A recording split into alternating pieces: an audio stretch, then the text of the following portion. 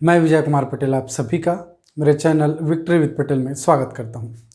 आज हम लोग रीजनिंग सेक्शन में पासा से महत्वपूर्ण तथ्यों को देखेंगे। सभी प्रतियोगी परीक्षाओं में पासा से संबंधित कुछ न कुछ क्वेश्चंस हमेशा पूछे जाते हैं, तो इससे रिलेटेड सारे फैक्ट्स को आज हम लोग देखेंगे वन बाय वन, जिससे आप शुरू से लेकर अंत तक बने रहिएगा। आपसे इस टाइप्स के क्वेश्चंस इजीली बनने लगेंगे। तो देखें, पासा एक त्रिविमीय संरचना है। त्रिविमीय संरचना है। बात करें पासा की, तो पासा एक त्रिविमीय संरचना है जिसमें 1 से लेके 6 तक अंक होते हैं। 3 डायमेंशनल है। पासा एक 3 डायमेंशनल आकृति है जिसमें 1 से लेके 6 तक अंक होते हैं तथा यह एक घन की तरह है, एक क्यूब की तरह है जिसकी लंबाई, चौड़ाई और ऊंचाई बराबर होती है।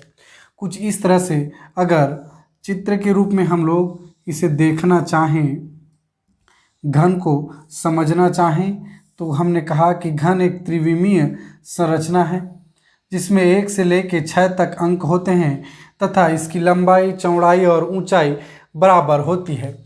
इस तरह से देख सकते हैं कि पासा एक त्रिविमीय संरचना है जिसमें 1 से लेके 6 अंक होते हैं, जिसके 6 सरफेस होते हैं, 8 कॉर्नर होते हैं, कोने होते हैं। 1 2 3 4 5 6 7 और 8 कोने, कॉर्नर और 12 एजेस होते हैं, किनारा होता है। इस तरह से 12 किनारा अगर देखें तो ये पहला किनारा, ये दूसरा किनारा, तीसरा किनारा, एक चौथा किनारा, उसी तरह 5वां, 6वां, 7वां और 8वां, फिर 9वां, 10वां, 11वां और ये 12। इस तरह से 12 एजेस, 12 किनारा, 6 सरफेस, 8 कोना, इस तरह से एक पासा में होते हैं। इस तरह से हम लोग देख सकते हैं कि एक त्रिविमीय संरचना है। पासा एक त्रिविमीय संरचना है जिसमें से इसके कुछ भाग ही हमें दिखाई देते हैं और कुछ भाग इसके छिपे हुए होते हैं, जिसमें इस तरह से देख सकते हैं कि इसमें से कुछ पार्ट हमारा ये टॉप वाला हिस्सा दिखाई दे रहा है, इसी का बॉटम हिस्सा हमें दिखाई नहीं दे रहा है। इसी तरह ये फ्रंट का जो हिस्सा है वह हमें दिखाई दे रहा है, इसके पीछे का हिस्सा हमें दिखाई नहीं दे रहा है। इसी तरह इस किनारे वाला भाग हमें यह दिखाई दे रहा है, इसके जस्ट अपोजिट फेस हमें दिखाई नहीं दे रहा है। इस तरह से पासा में हम लोग देख रहे हैं कि कुछ हिस्सा इसका हमेशा दिखाई देता है और कुछ हिस्सा हमेशा इसके छुपे होते हैं। चूँकि यह एक त्रिविमीय संरचना है, 3 डायमेंशनल संरचना है जिसमें 1 से लेके 6 तक अंक होते हैं। आइए आगे की तथ्यों की अगर बात करें तो हम लोग देखेंगे मानक पासा की। इन सभी तथ्यों को आप याद रखते चलिएगा। स्टैंडर्डाइज की, मानक पासा, स्टैंडर्डाइज की। मानक पासा की अगर बात करें तो जो मानक पासा होती हैं उनके विपरीत सतहों का योगफल, मानक पासा में विपरीत सतहों का योगफल हमेशा, याद रखिएगा, विपरीत सतहों का योगफल हमेशा 7 होता है। क्योंकि एक मानक पासा में 1 से लेकर 6 तक अंक होते हैं। मानक पासा में 1 से लेकर 6 तक अंक होते हैं। इस तथ्य को याद रखिएगा कि मानक पासा में 1 से लेकर 6 तक अंक होते हैं तथा इनके विपरीत सतहों का योगफल हमेशा 7 होता है मानक पासा में। सपोज इस तरह से अगर कोई पासा दिया गया है हमें, सपोज कुछ इस तरह से पासा हमें, कोई पासा अगर दिया गया है, कोई एक पासा हमें इस तरह से दिया गया है, तो हमने कहा कि मानक पासा के विपरीत सतहों का योगफल हमेशा 7 होता है। मगर जो पासा में हमें जो सरफेस दिखाई देते हैं, इसमें जैसे ये 3 सरफेस हमें दिखाई दे रहे हैं, ए वाला सरफेस और साथ ही साथ ए वाला सरफेस। इस तरह से 3 सरफेस हमें दिखाई दे रहे हैं, मगर जो पासा में हमें दिखाई देने वाला सरफेस होता है वह पार्श्व सतह होता है। याद रखिएगा, पार्श्व सतह होता है। एडजेसेंट सरफेस होता है, एडजेसेंट सरफेस होता है। तो मानक पासा में 1 से लेकर 6 तक अंक होते हैं तथा इनके विपरीत सतहों का योगफल 7 होता है। मगर याद रखिएगा, जो मानक पासा होंगे, मानक पासा होगा, उसके पार्श्व सतहों का योगफल, उसके पार्श्व सतहों का योगफल 7 नहीं होगा। उनके पार्श्व सतहों का योगफल, याद रखिएगा, उनके पार्श्व सतहों का योगफल 7 नहीं होगा। और जो हमें सतह दिखाई देते हैं एक पासा में, वह पार्श्व सतह ही होते हैं। तो किन्हीं भी 2 पार्श्व सतहों का योगफल 7 नहीं होगा मानक पासा के केस में। तो हमने इस कॉन्सेप्ट को जाना कि मानक पासा में 1 से लेकर 6 तक अंक होते हैं, इनके विपरीत सतहों का योगफल हमेशा 7 होता है तथा इन मानक पासा में पार्श्व सतहों का योगफल 7 नहीं होता। याद रखिएगा और मेमोराइज कीजिएगा, विपरीत सतहों का योगफल 7 होता है, पार्श्व सतहों का योगफल 7 नहीं होता। और जो सतह हमें, जो सरफेस हमें दिखाई देते हैं, वह सतह पार्श्व सतह होते हैं। याद रखिएगा, जो सतह हमें दिखाई देते हैं वह सतह पार्श्व सतह होते हैं, एडजेसेंट सरफेस होते हैं। इस तरह से एडजेसेंट सरफेस का योगफल 7 नहीं होना चाहिए मानक पासा के केस में। इस तरह से हमने जाना, मानक पासा से संबंधित तथ्यों को हमने जाना और पासा क्या होता है इन तथ्यों को जाना। इन कॉन्सेप्ट को याद रखते हुए आगे बढ़िएगा। आगे अगर देखें, सपोज हमें कोई एक पासा दिया गया हो, सपोज कोई एक पासा दिया गया हो, इस तरह से कोई एक पासा हमें दिया गया है और सपोज इसमें कोई अंक हो, कोई भी अंक ले सकते हैं, 6, 2 और 4। इस तरह से अगर दिया गया है कोई एक पासा और इस पासा में हमें यह ज्ञात करना है कि दिया गया पासा मानक पासा है कि नहीं। तो हमने देखा ही था कि मानक जो पासा है, स्टैंडर्डाइज है, मानक पासा है, उनके विपरीत सतहों का योगफल, उनके विपरीत सतहों का योगफल क्या होता है, विपरीत सतहों का योगफल हमेशा 7 होता है, हमेशा 7 होता है। तथा पार्श्व सतहों का योगफल, पार्श्व सतहों का योगफल, सतहों का योगफल 7 नहीं होता। याद रखिएगा, एक स्टैंडर्डाइज में उनके अपोजिट सरफेस का योगफल 7 होता है, अपोजिट सरफेस का एडिशन 7 होता है, जबकि एडजेसेंट सरफेस का एडिशन 7 नहीं होता। अब दिया गया पासा में हम लोग 2 एडजेसेंट सरफेस का योगफल करके देख सकते हैं, जिसमें 6 और 2 में देखें तो 8, 2 और 4 को करके देखें तो 6 और 6 और 4 का एडिशन देखें तो 10। मीन्स किन्हीं भी पार्श्व सतहों का योगफल इसमें 7 नहीं आ रहा है। देखते हैं कि इसमें किन्हीं भी पार्श्व सतहों का योगफल दिया गया है, किन्हीं भी पार्श्व सतहों का योगफल 7 नहीं है। सतहों का योगफल किसके बराबर नहीं है, 7 के बराबर नहीं है। मीन्स दिया गया जो डाइस है, पासा है, वह एक मानक पासा है, यह हम कह सकते हैं। तो इस तरह से इन कॉन्सेप्ट्स को याद रखिएगा।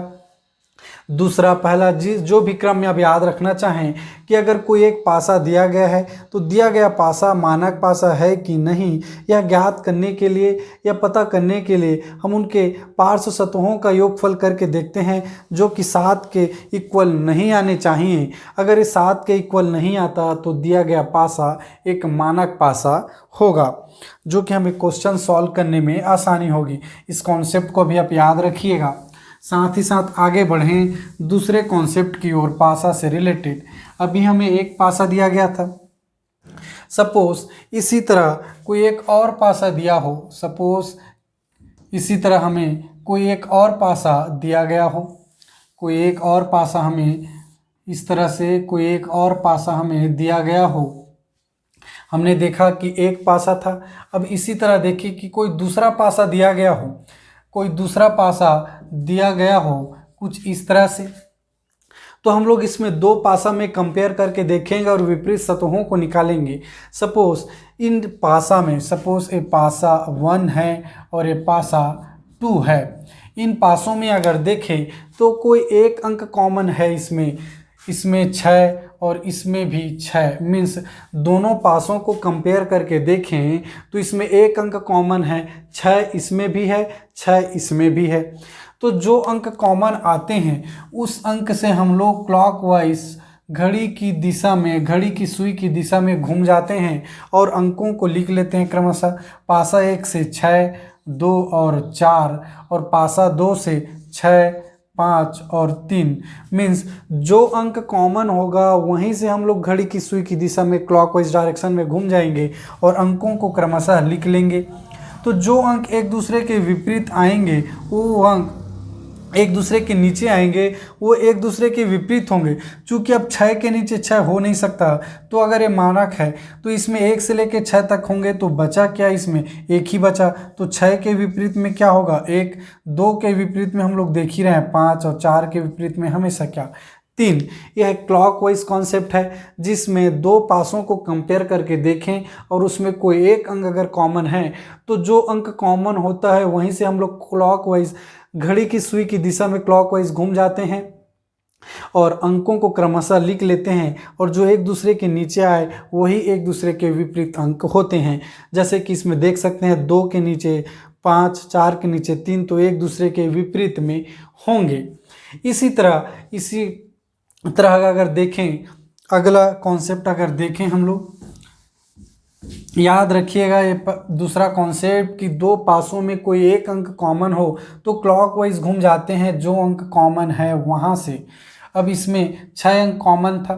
अब तीसरा कॉन्सेप्ट की ओर आगे बढ़ें कि कोई अगर पासा दिया गया हो और उस पासा में अगर कोई 2 अंक कॉमन हो, सपोज इसमें भी 6 है और इसमें भी 6 है, सपोज यहाँ एक 4 आ जाए।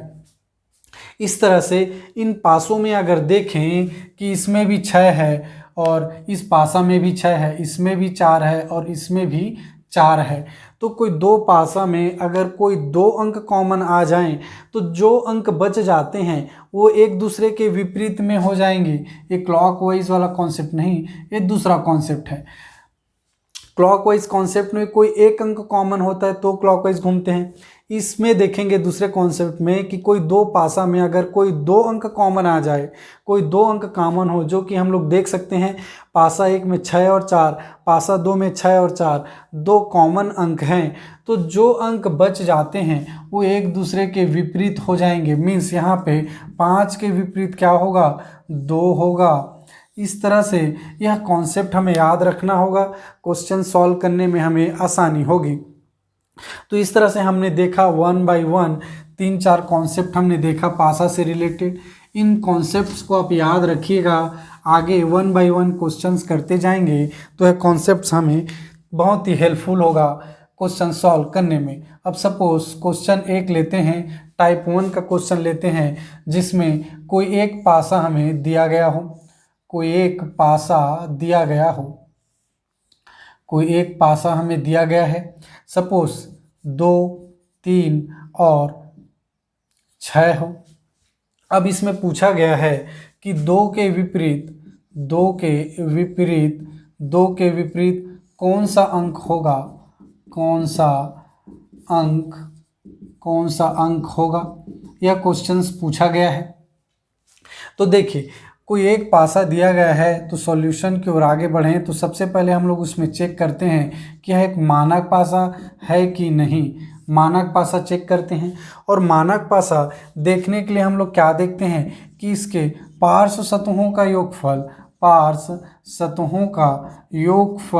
क्या नहीं होना चाहिए, 7 नहीं होना चाहिए। अगर ये मानक पासा है तो हम लोग क्रमशः देख सकते हैं 2 और 3 का एडिशन 5, 3 और 6 का एडिशन 9 और 6 और 2 का एडिशन 8। मीन्स इनके किन्हीं भी 2 पार्श्व सतहों का योगफल क्या नहीं है, 7 नहीं है। इस तरह से देख सकते हैं कि 7 नहीं है। और हम कॉन्सेप्ट से जानते हैं कि अगर पार्श्व सतहों का योगफल अगर 7 नहीं है तो दिया गया पासा क्या कहलाता है, मानक पासा कहलाता है। अगर वो मानक पासा है तो हम जानते हैं कि एक मानक पासा में 1 से लेके 6 तक अंक होते हैं तथा हमेशा 1 के विपरीत 6 होगा, 2 के विपरीत 5 होगा और 3 के विपरीत सतहों में हमेशा 4 होगा।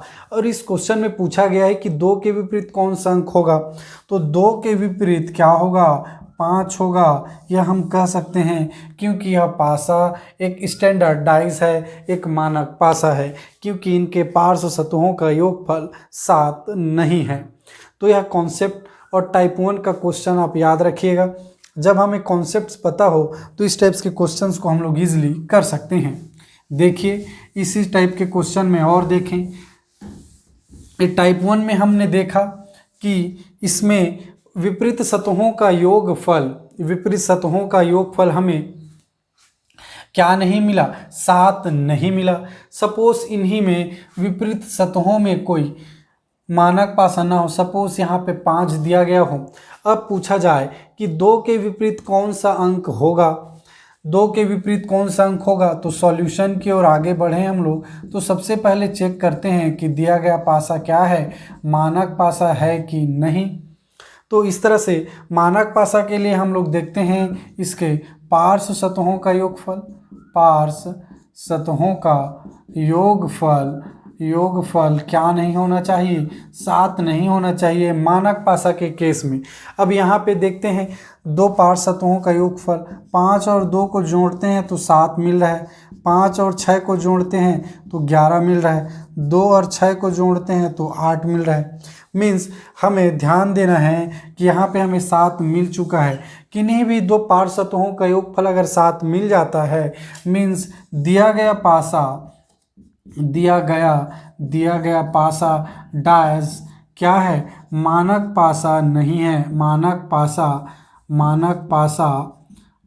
पासा नहीं है, क्योंकि इनके पार्श्व सतहों का योगफल क्या आ रहा है, 7 आ रहा है।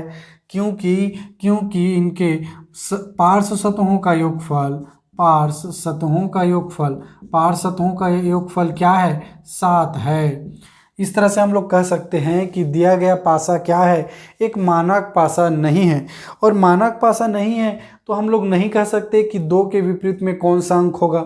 सपोज अगर इस पासा को बनाने वाले ने 1 से लेकर अगर 6 तक ही अंक लिए होंगे तो भी हम नहीं कह सकते कि 2 के विपरीत में 5 होगा, क्योंकि यह मानक पासा नहीं है।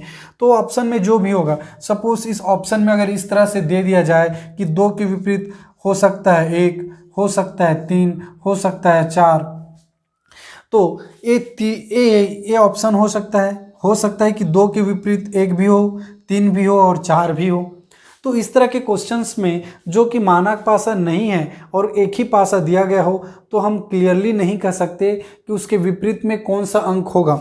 अगर इसके ऑप्शन में सपोज मैं दे दूं, सपोज इसमें ऑप्शन दिया रहा हो ए के विपरीत 2 के विपरीत 1 है, 3 है, 4 है, या डी ऑप्शन हो 1, 3 और 4, तो हम लोग इस चौथे को टिक करेंगे, क्योंकि 2 ए पासा दिया गया है, एक मानक पासा नहीं है। और पासा बनाने वाले ने सपोज माना कि 1 से 6 ही अंक लिए होंगे, तो हो सकता है उसके विपरीत में 1 हो या 3 हो या 4 हो, क्लियरली नहीं कह सकते। तो इसमें ऑप्शन डी हम लेंगे। तो इस तरह से हमने टाइप 1 के क्वेश्चंस देखा। अगर ये कॉन्सेप्ट्स आपको याद हो तो इस टाइप के क्वेश्चंस को इजीली सॉल्व कर सकते हैं। अब इस तरह के जो भी क्वेश्चन मिले आप सॉल्व करके देखिए, आपसे बनने लगेंगे। तो यह वीडियो आपको हेल्पफुल हुआ हो, पासा के क्वेश्चन सॉल्व करने में आपको आसानी लगा हो, तो वीडियो को लाइक कीजिए, शेयर कीजिए, कमेंट कीजिए। और अगर आप पहली बार मेरे चैनल पे हैं तो चैनल को सब्सक्राइब कर बेल आइकन को दबाना बिल्कुल ना भूलें। साथ ही साथ आप मेरे टेलीग्राम चैनल में विक्ट्री विद पटेल सर्च मार के आप मेरे साथ जुड़ सकते हैं। इस तरह से आप मेरे साथ बने रहिए, हम आगे ही इसी तरह के अपडेट्स लाते रहेंगे। Thank you.